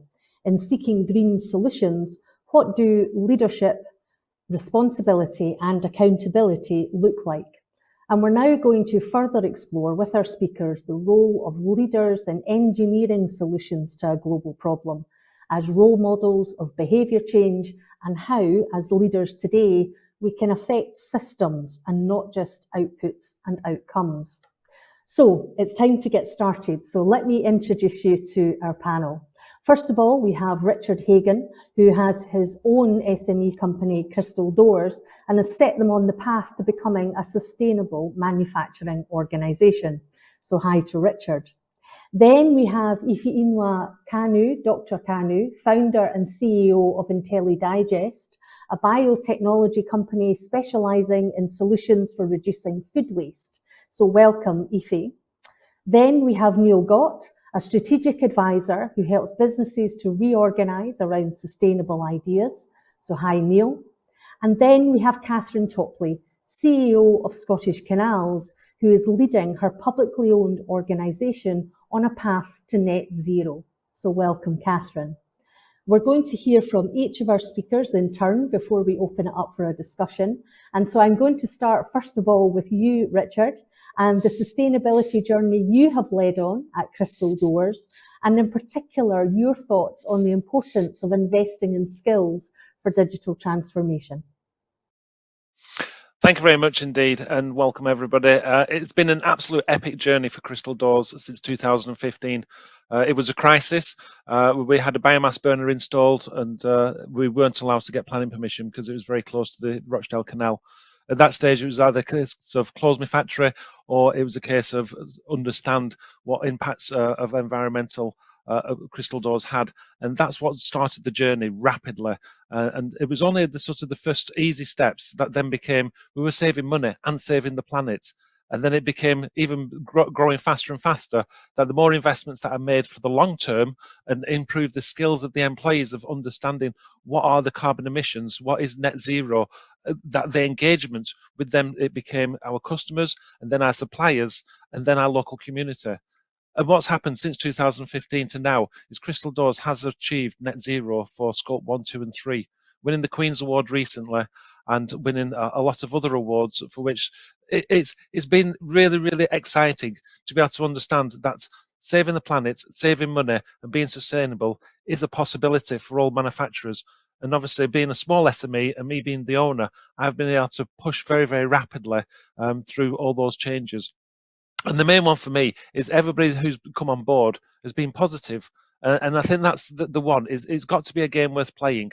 And it's not just a case of profits come first. It is that we can put people and the planet first, where the employees are much happier in the way that they feel that they're doing something positive towards the planet. So it's not just impacted on their work and the skills that they've learned, but also then on their home life and on the cars that they next wanted to choose and the holidays that they wanted to choose, as well as for Crystal Doors, engaging with our stakeholders, be that our suppliers, is they're starting to understand that, yes, there is an impact, and can they make those small changes? And I think that's the biggest difficulty for most companies, is they see the sort of the big problem, and it is a big to grasp in one go. And it's a case of just take a mouthful at a time, a little step at a time, to be able to sort of say, let's start a journey. Let's start a journey together. And I think that's where Crystal Doors as an SME is really leading the certainly the UK, if not sort of the world, in its opportunities to be able to say, it's start your journey, find out what your baseline assessment is, engage with everybody else. And it's a wonderful way to be able to sort of say that I'm doing something positive. It's a legacy for my children. My two children are so proud of what I'm achieving, and so is the local community of Rochdale, to be able to sort of say that we are helping as well as making profit and making a good business. And it makes it a sound business for everybody else. So thank you very much. Fabulous. Thank you. Thank you for that, Richard. Great to kind of hear. And I love that that sense of doing it a step at a time, because I think so often it can feel quite overwhelming, as you said. And also that point about how it's led to a difference in colleagues' behaviour in terms of those that actually work as part of your team, and how it's actually kind of affecting how they think about things as well. So that's great to hear. Thank you. Thanks so much for that introduction to your work. Okay, now we're going to come to Ife, and we're going to come to you to talk to us about how you have approached the issue of food waste by applying engineering solutions. So Ife, can you briefly outline these for us? But also, what do you see as the role of leadership in responding to the global food sustainability problem? Over to you, Ife. Great, thank you very much for having me here. And food sustainability is something very dear to me, because we currently know that over 800 million people are hungry all over the world, but we waste over 1.3 billion tons of food every year, and that has potential emission of 3.3 gigatons of CO2 equivalent into the atmosphere. But also we know that our food system is completely fractured, and we need to really make it to work for us and make it sustainable. And this is where engineering becomes very relevant, because with engineering, we can solve a lot of global issues. Now, not only are we solving the global issue of food sustainability, but also solving the global issue of climate change. Maybe it's worth mentioning that agri-food production, covering the actual production, the distribution and consumption, contribute to over 30% of global greenhouse gas emission. That is massive. If we can improve on food sustainability, then we'll be solving the global climate challenge and also solving the global food sustainability issue. And this is at the heart of what we do at IntelliDigest. How do we use cutting edge research? How do we use innovative solutions to solve this global challenge? We work across the food system from farm to fork. We work across key enabling technologies such as enzyme engineering, Internet of Things, embedded sensors, artificial intelligence, machine learning. Also, we looking into quantum characterization, material characterization, so that we can understand better the molecules present in these food waste, so we can recover them and use them back into the food system. There's a lot that we can engineer, and there's a lot we can improve on the way we manage food waste, so that we can recover the best value from our inedible food waste, while we ensure that we also use technology to prevent edible food waste. So what we've done at IntelliDigest is to actually look at this holistically. How do we really address this problem? How do we engineer solutions? We've developed a global food loss and waste tracker, which we launched during the London Circular Economy Week on June 18th. And that Global Food Loss and Waste Tracker can help businesses and also households to measure, track, and prevent food waste. What's so exciting for us about that technology is the ability to connect local food producers to local consumers, which simply means that people can buy more nutrient-dense fruits and vegetables, as well as alternative proteins produced from recycled food waste. Is that not amazing? And not only that, we've developed a technology we call IntelliDigest. Now, IntelliDigest, think of the way you eat food and the sensors in your mouth actually analyze that food, and if it's carbohydrate, it secretes amylase enzyme from your saliva to break it down, and then it continues to break down the food as it goes down your body to break down the protein and the lipids. The same way we've done with IntelliDigest units, so we actually can break down, can understand the composition of the food waste as it comes into the IntelliDigest unit. No, IntelliDigest is a machine, right? Can be put anywhere that food waste is produced. Now, with embedded sensors, which is the IoT, we can analyze the food waste and we can dose the right amount of enzyme to break it down and create simple molecules that can then be used to produce more food in vertical farms and in insect farms. And we're also working with people growing these insect farms and vertical farms to improve the way they use nutrient in their production process. For me, that is really changing the way we produce food and the way we get food, the right nutritious food to people at the right time. So thank you so much for having me here, and I'm happy to go into more discussions about how these technologies work. But more importantly, as leaders, as entrepreneurs, we need to innovate, we need to engineer solutions to solve global challenges. And for IntelliDigest, this is the heart of what we do, to be able to engineer solutions that address global food sustainability issues. Thank you so much. That's incredible, just incredible to kind of hear about that. And I suppose it's the interconnectedness of everything that really strikes me from what you're kind of saying there, Ify, as well. I mean, there's the technology, but also then that linking it across to local food producers and so on. And of course, the kind of, pardon the pun, the rise of the vertical farm is such a fascinating kind of area as well. So I'm sure we will come back to all of that. So thank you. Thanks for that. Neil, we're now going to come to you now. And what I'm interested in is your reflections on how to embed a sustainability culture in organisations. The IoD is all about leadership and governance. And how do we do that? How do we embed that kind of culture? And also, if you can touch on, how do we resolve the often conflicting stakeholder viewpoints that tend to kind of surround conversations of these types? So Neil, over to you. Yeah, well, thanks very much, Louise, and thanks for having me. It's a real pleasure to take part in this. I think, listening to Richard do his introduction, and congratulations, Richard. I think clearly you're on that journey that so many businesses need to be on. And I can tell from what you're saying, as the leader of that organization of your business, that you very much put a stake in the ground and said, look, this is the direction we're going in. And I think that is about leadership. I think that's the point about not managing things, but actually showing leadership and showing that there is a better way forward. And, the fact is that there's just not enough businesses doing this so far. There's an idea, we've come through sort of 2 or 3 decades now where many, many businesses make a contribution to society. They do. Many businesses have sustainable practices. The problem is that most of this is kind of quite ad hoc.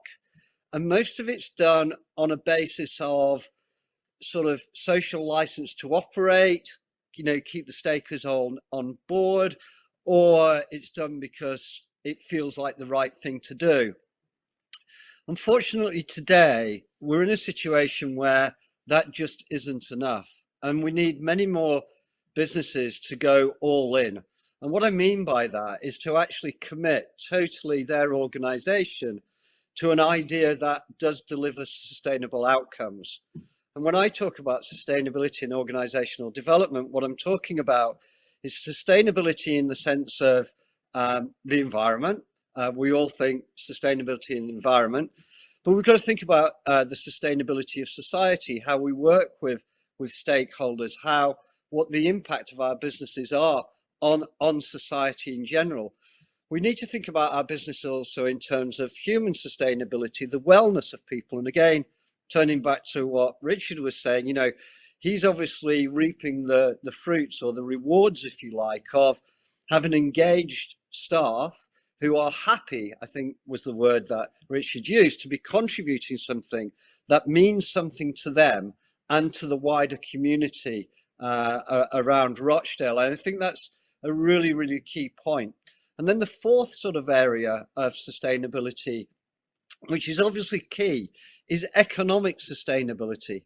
And that's actually about the ability to thrive, for the business to be able to, you know, more than cover its costs. So not growing for the sake of growing, but growing in a way that actually makes it sustainable as well. And I'm sure some people will have heard of Kate Raworth and donut economics. It's about living within the limitations that our resources will allow. So what's all this got to do with leadership? I think that, you know, we, as Single Organising Idea, we've been over the past 15 years developing tools and methodologies to help businesses transition, to cross that bridge from the status quo, cross that bridge that Richard is crossing now, to a new way of doing things. But that only ever happens. The truth is that only ever happens when leadership decide that's going to happen. And right now, there's far too many leaders or people that are in a leadership position who are caught between keeping the status quo going, in other words, you know, earning a living, and then grasping the future. And where people are getting really mixed up is that they're seeing or they're believing that this is horribly complex, that it's going to disrupt the business, that somehow it's going to destroy the business. And the reason for that is that there's so many, if you like, the system's so stacked against you in a way. It's the status quo. It's the way that we have always run businesses, top, bottom, all of that kind of thing. Well, those days are over, and what we need is 21st century solutions for 21st century challenges. So top-down businesses, command and control, where staff are not really involved in strategy. Those days have to be over. We have to be, leaders have got to be able to engage with multiple stakeholders internally and externally to execute and to create a vision for the future that everybody can follow and believe in. So thank you. That's my sort of introduction where I'm coming from. Fantastic, thank you. Thanks so much for that, Neil. And yeah, I like that that sense about businesses. It's the and any organisation actually. It's time to go all in. I think that feels like a really powerful message for us to kind of think about, because now certainly is the moment for that. I don't think we can. You know, the evidence that's around definitely shows us that now is that moment.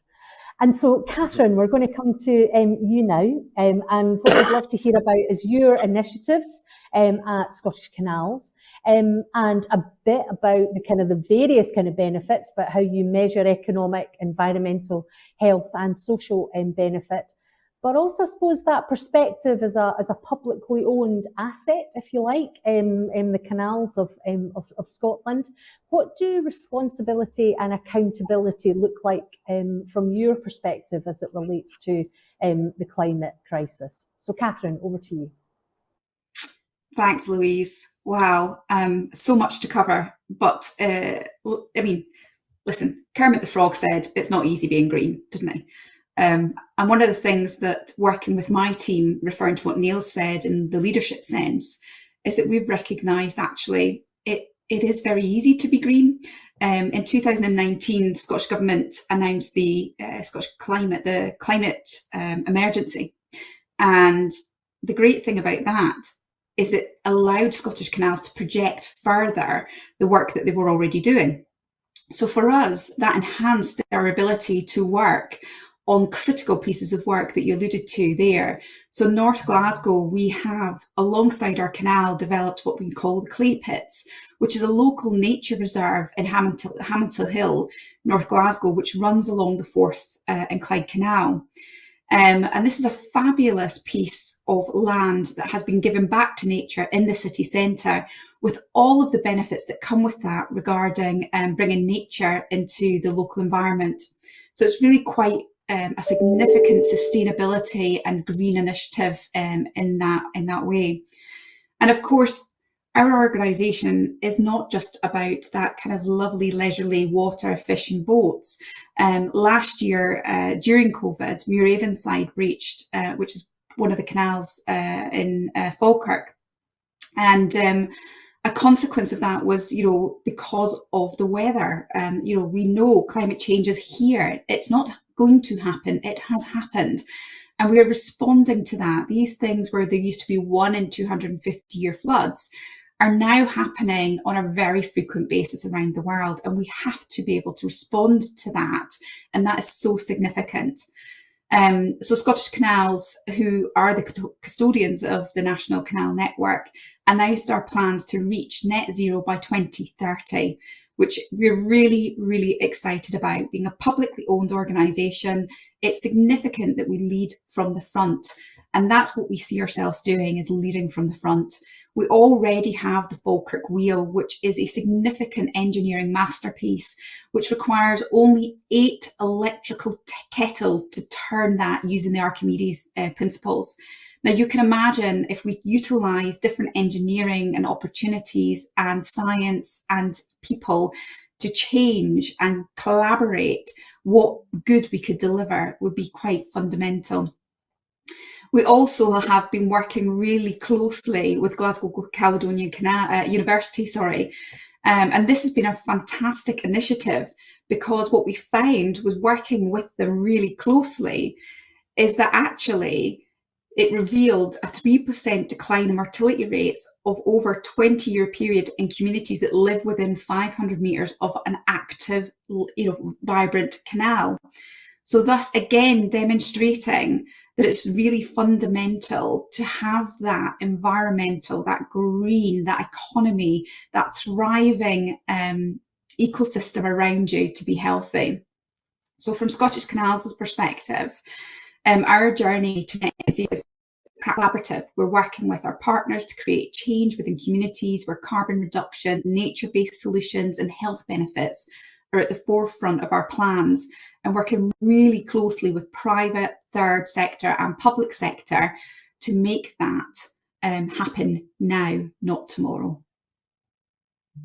Fantastic. Thank you. Thanks so much for that, Katherine. Again, reflected by others, that point around kind of well-being is such a powerful one, and the impact of nature-based solutions for people. And I suppose also that point as well, that climate change is now can be witnessed everywhere in the world. For so long it was possible to kind of almost say it's not happening here unless you were in kind of paying very close attention to what was happening in the global south and so on. But and we've taken far too long to respond to that. So it is absolutely everywhere, and it's why we really must respond now. So thank you everybody for those comments and so on. And I'm very grateful to you all for being so disciplined in terms of our invitation to you to kind of keep those comments focused for us. And it was just great to hear such different approaches and experiences from this. So it's a fantastic panel. And I suppose just in terms of opening it up for a kind of bit more of a discussion between us, I'm going to, try and take us back to this point about leadership. And about the leadership, tests of leadership, if you like. Now we're all challenged in our leadership all the time, I'm sure. But in terms of the climate emergency and the response that we have to give to that, I'm really interested in how we might explore that sense of leadership. So, Katherine, I'm actually going to come back to you first of all, just to kind of kick us off. In the work that you've been doing personally as a kind of a chief executive and thinking about the climate crisis, where have your tests of leadership been in relation to this agenda? Are there any kind of examples that you might be willing to or able to share with us? Yes, I'd like to think it's probably similar, to be honest, and Richard and others may be able to see this. One of the biggest tests is doing the right thing at the right cost. And being a public organisation, that can sometimes be difficult around that. So from my perspective, I am doing a significant investment programme along the canals over the next 5 years. Now, I could do more with less sustainable products, or I can do slightly less, but with much more sustainable products, but have a bigger impact on the climate and economy. And you know, one of the things that I've worked really hard at, Louise, is to demonstrate the science and the academic evidence behind what we've done has contributed to local communities economically, and how we've worked responsibly has had that benefit to them. So one of the things we did several years ago was commissioned a study, and we were able to demonstrate that the regeneration of the canals over a 13-year period had contributed £1.5 billion to Scotland's economy. Now, we've done that in a very green, economic, but environmentally focused way. So the challenge for me as a leader has been making sure that we stay the course, because sometimes it can be challenging from your teams who want more. They want to do something quickly. They want to do something the way they used to do it. And you're saying to them, no, we're green. So, you know, I often talk to them about being Kermit. Some of them sadly didn't even know who Kermit was. That just shows you how old I've got. So, you know, I talk to them about, you know, it's actually really important that we lead, and we lead, coming back to Neil's point, we all lead. You know, every single person in the organisation leads. So every procurement decision we make is focused on green recovery. Every investment we make is focused on green recovery. All our redevelopment, regeneration is around what is it doing for the community, for nature, for the health of Scotland. And we can actually then track that through not only through our net zero and our carbon reduction, but through the National Performance Framework for Scotland. Incredible, fantastic. And Richard, just in terms of that, in terms of a kind of leadership test, was there anything there that Katherine said that resonated with you, or? Absolutely, so many different things, and it's great to hear Katherine sort of saying you're planning for the long term. You're not just trying to do the short term, and that's where Crystal does some of our investments, like the solar panels. It's sort of like, oh, we're not going to spend that money. Yes, it's going to take 6 years to pay back, but after 6 years, it's fantastic. So it's no longer we're looking at the sort of the monthly accounts of we've got to make money, we've got to get an instant return on our investments. It's about how do we plan for the legacy of the next people who will be taken over. And that's great to hear that Scottish Canals is custodians. That's what I am as a business owner. You know, it's fine to sort of say I've got lots of money, but it's not. I'm a custodian. I'm responsible for the employees. I'm responsible for the young children coming through in Rochdale who are going to be the next employees. It's about that long-term planning, and I think that's what's also happened, which is what you said, Louise, is role reversal. It's my employees who make the decisions. I come up with a great idea and then empower the management to say this is what I want. They then ask the employees, and the employees go, what about this? How about this? This is what we want. Then it comes back up to the chain for me to say, right, I'll sign that off. But it means that they've bought into it, that they're responsible, and that's what they want to do. And that's what makes it much more positive. The days of telling people have gone. It is now much about leadership of sort of saying, you know, I will try my best. I've become vegan. I've gone out of I wanted English cars. I came out of a fancy Range Rover, a fancy Jaguar, and then went into a fancy Nissan Leaf too, for which my employees just looked twice and went, "What have you done, Richard?" And it's all about sort of making sometimes a sort of a shock impact to sort of say, I'm willing to do it. Come on, we can all do this. And it's then that when you start holding their hands and sort of explaining, they're going, we didn't realize how fast this car is, Richard. We didn't realize how good it was. I'd never going to get an electric car. Now, obviously, now I've got a P100D Tesla. Then it's insane. It's changed everything, and we've got so many people wanting to buy Teslas. But it's starting the conversation, and that's what's great about today: is starting that conversation and start your own journey. It's measure it first to find your baseline assessment. Once you can measure something, then you can monitor it and you can make improvements. That's great. And what would you say, I mean, I love all of that, Richard, but I mean, have there ever been any long, dark nights of the soul, as it were? What have been the tough moments for you as a leader in terms of this? What have been the kind of the moments where it's felt like, oh, this is harder than I thought it was going to be?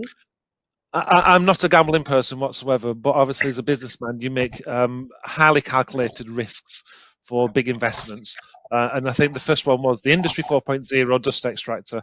It was a world's first. It still is the only Industry 4.0. It's fully autonomous, but it costs nearly twice as much as what I could have bought.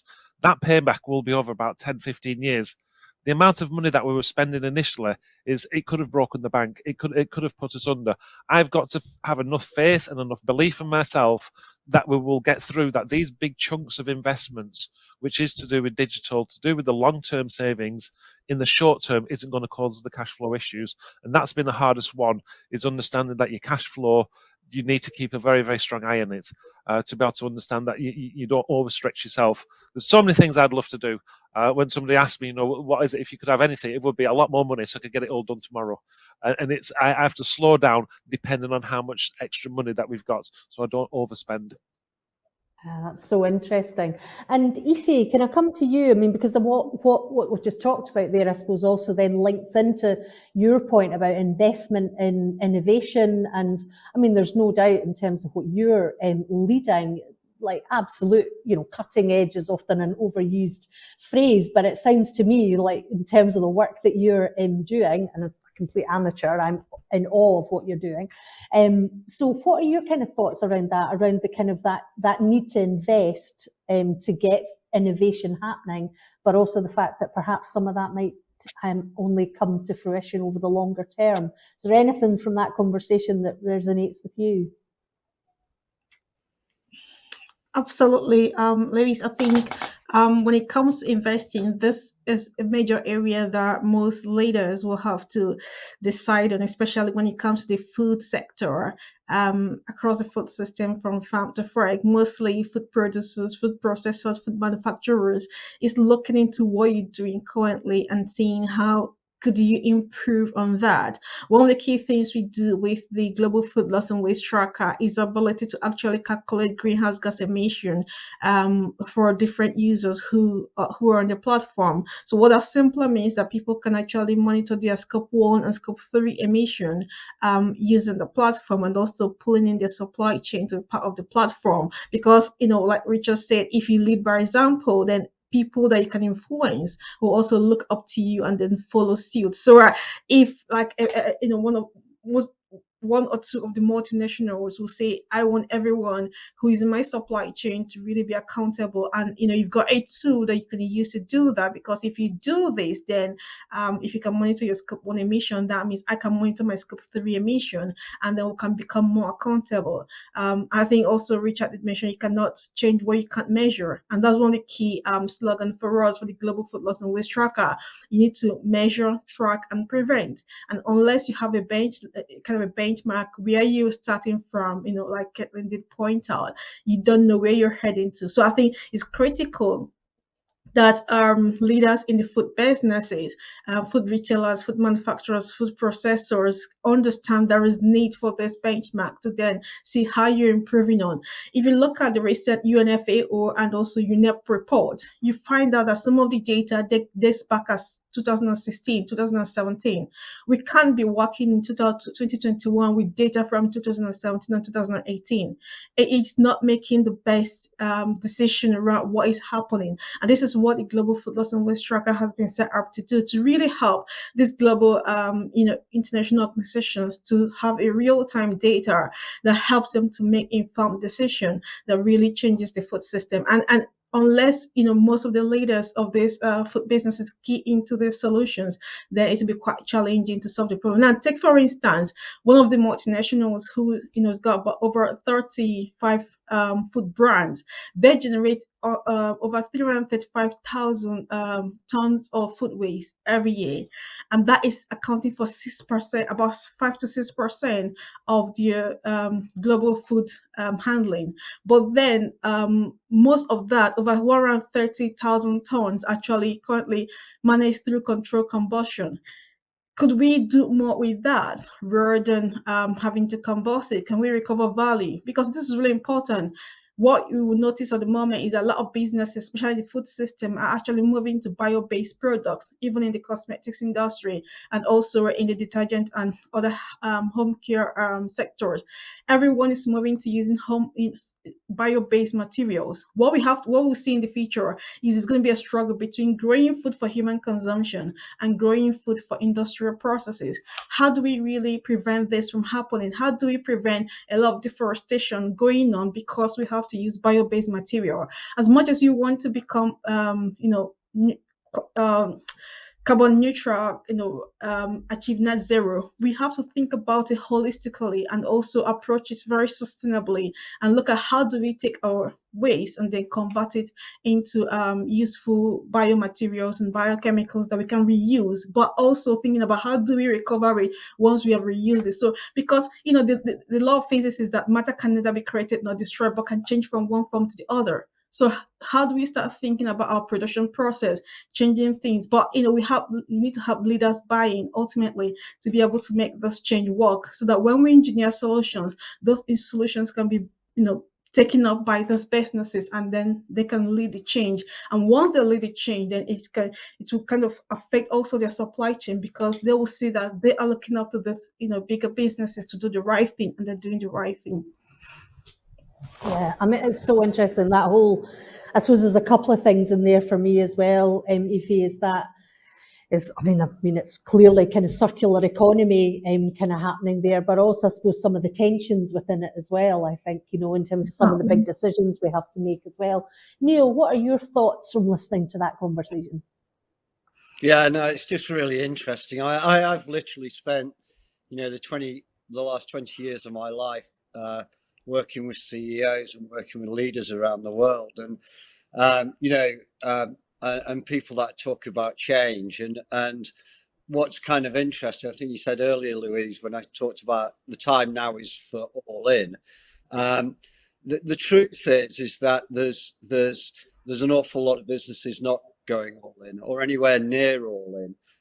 So it's so refreshing actually listening to Katherine and to Richard. Clearly, two leaders that are not just ticking boxes, right? There's a real big difference between ticking some boxes, complying with policies as and when they come up, and policies, and kind of guidance from governments quite slow, and the reason for that is because basically they're aimed at businesses where governments need businesses on side. They don't want, and they want people on side, so they don't want to be taxing people, right? You don't get re-elected if you spend all your time taxing. So this is why a lot of it's centered back on businesses. And I think that the way that we look at businesses at Single Organizing Ideas is there's kind of four types. There's the guys that we call squatters, who are they're kind of invested in the status quo, and the leadership probably doesn't even know what ESG is. They have very little understanding of sustainability, and probably don't know much about technology either, frankly, and don't see why would these millennials have anything to do with the strategy, right? I mean, businesses come from top down, and the problem is that, the truth is that is the vast majority of businesses in this country and around the world. It's an old military system, and that's how we set up businesses in the first place. You then have another group of we call them box tickers, literal, and they're good for the world. Let's hear that if you turn around, if a new regulation or a policy comes out and says you should be doing this, then you say, right, well, I'm doing that. So it's about complying with things. Then we have the emperors, and I think Dr. Kanu or Ifey's talking about this a little bit. An awful lot of what small and medium enterprises do is they follow the bigger companies, and unfortunately, a lot of these companies are emperors, right? So they're saying one thing and they're doing something very, very different. So if you look in the oil industry or the fashion industry or the concrete, these really, these are bad companies for the world, fossil fuels. They'll be, if you go and look on some of these websites of these oil companies, you'd think you'd be looking at Greenpeace. And yet, at the very same time, they're lobbying governments to say, carry on using fossil fuels. So there's what's being said and what's actually being done. And of course, they're playing an incredibly dangerous game, especially now that investors, what's happened over the last couple of years, and this is the real big turning point, investors, the people that look after our pensions, institutional investors, are starting to turn around to these companies and say, you are not sustainable. You're not the long-term bet. And we need businesses that we know are going to be around in the long term. Hence why Richard's nodding, because he's investing in the future. Okay. And the kind of business that, so those emperors are getting caught out. This purpose washing or greenwashing thing goes on. In fact, it's going on more and more because people are saying, oh, ESG. So what's ESG? Oh, well, we'll hire somebody who does ESG. Almost as if by hiring somebody, we've solved the problem, right? It's not about that. It's about what Richard's doing. It's about being a champion. It's about saying, this is our single organizing idea. So I think Katherine talked about it. It's all about green recovery. Okay, so we've just worked with Europe's major, biggest logistics business, moving fruit and vegetables all around Europe. Their single organizing idea is maximizing circular value. That is it. And everything that they do is organized around that across every single function of their business. And how did they come up with that maximizing circular value? It didn't come from the top down. Actually, the people within the organizations and the stakeholders around it were involved in identifying and defining what that single organizing idea is. And then most importantly, what are the values, what are the behaviors that actually underpin that so it gets done? So there's a massive amount of leadership in terms of not leadership from a I'm in charge, top down, follow my lead, but more a facilitator of getting people to agree with what a sustainable future looks like. And one just last thing, very, very quickly, don't want to dominate, but people talk about long-term investment. Well, actually, and perhaps Richard and Katherine can talk to this, and Ify as well, is that you'll see that you actually get a lot of short-term gains as well. I mean, masses of them.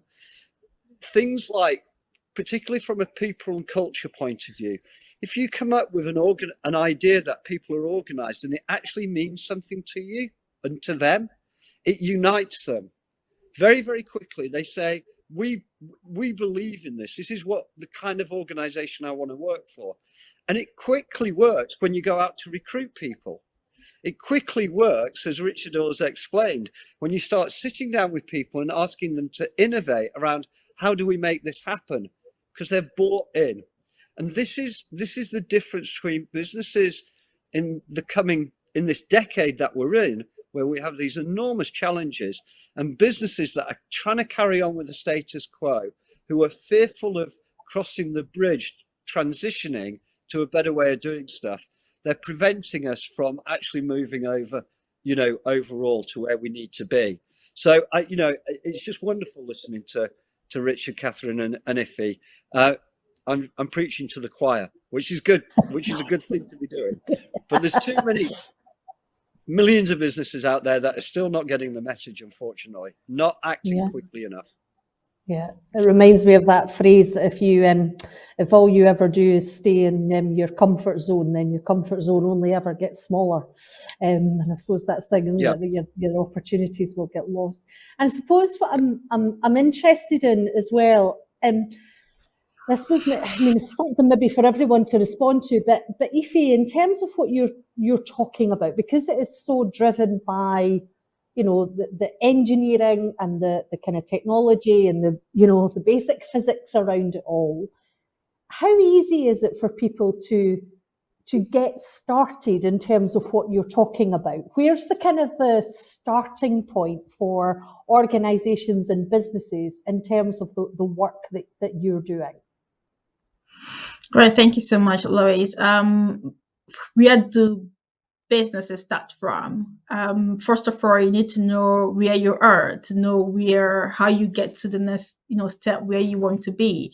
One of the key targets for SDG, Sustainable Development Goal 12.3, is to have food waste globally, and also to hopefully end edible food waste. So ultimately, you need to, if you don't know where you are, then you wouldn't know whether you've gone to that 50% or not. So and you just have to do it by 2030, and we're in 2021, so you've got 9 years to do that. So setting yourself a benchmark on where you're working from is really vital, and this is what businesses can do. Ultimately, the Global Food Loss and Waste Tracker can help with that.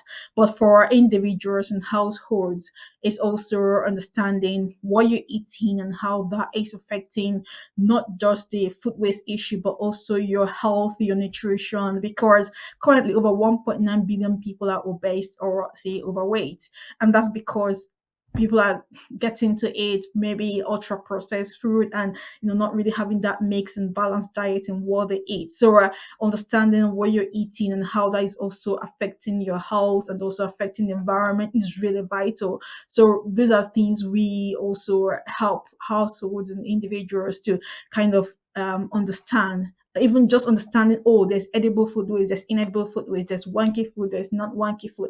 Those key terminologies, the more people are aware of those terminologies and what it means in terms of, wanting to go to the shop and seeing the best, shaped fruits. But rather than looking out for that, but looking out for the fact that this food actually contains this nutrient.